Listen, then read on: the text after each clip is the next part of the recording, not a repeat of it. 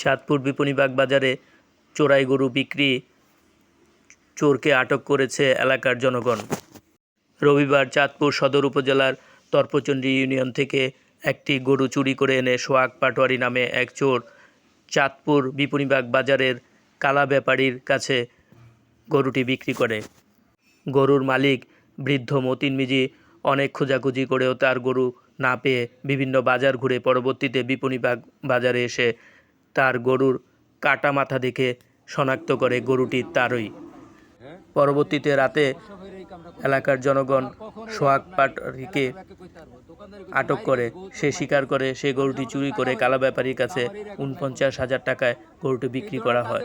পরবর্তীতে সোহাগ পাটোয়ারিকে চাঁদপুর মডেল থানায় সোপর্দ করা হয়। লুকোচুরি করে আমি সম্পূর্ণ স্বীকার করছি। আমার কোনো সময় এটা রেকর্ড নেই ভাই। আমি খুব এককালে আমি আমার চেহারা মানুষের ফারুক ফারুক হ্যাঁ আপনার নাম কি?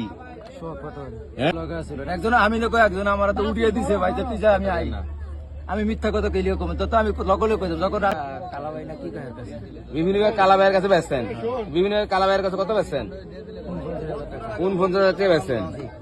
কথা কইছি আপনি আমার ফিড আর মারেন যা কিছু করে আমি সত্য কথা কইছি ভাই। এটা আমার নিজের গরু ভাই। হ্যাঁ আমি মিছা কথা কইলাম আমি কইছি আমি মিছা কথা কইতাম আপনি আমি আছি মানে আরে বলছেন যে আপনি নিজের গরু। আমি সম্পূর্ণ